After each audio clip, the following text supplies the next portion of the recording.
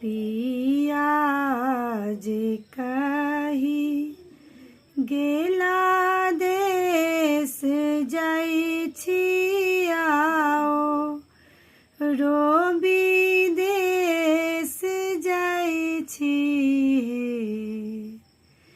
पिया जे कही गेला देश जाइ छी आओ, रोबी देश जाइ छी। ललना रे ककरा कहब, दिल बात चढ़ल मास दोसर रे। ललना रे ककरा कहब, दिल बात चढ़ल मास दोसर रे। सासु मोरा गेली नैहर बा ननदी, गेली ससुरा रे। ललना रे घर में देवर नादान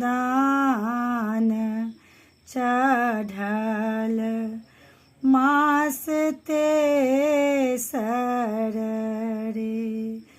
ललना रे घर में देवर नादान चढ़ल मास तेसर रे।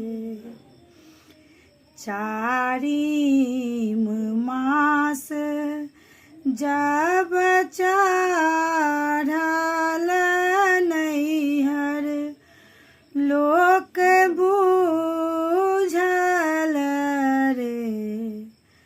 ललना रे रानी पठाओ लीसा धोरी की ननदी सब खा गेली रे। ललना रे रानी पठाओ लीसा धोरी की ननदी सब खा गेली रे। पाँचम मास जे चढ़ल सासु परे खली रे। पाँचम मास जब चढ़ल सासु परे खली रे।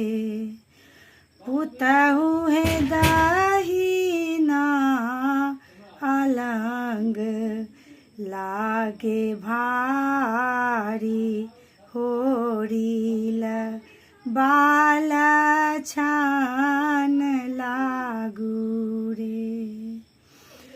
पुतहु है दहिना अलंग लागे भारी, की होरी लाल छान लागू रे। देह मोरा का पेगान जाका केस, मोरा भुइया लोटू रे। ललना रे देह मोरा सारी, सोके फूल चढ़ल मास छठा ललना रे देह मोरा सरी सोके फूल चढ़ल मास छठ मरे सातम मास जे चढ़ल की देह डोले पाते पाते रे ललना रे राही राही जीह फरियाए की कौन फल खाए बरे ललना रे राही राही जीह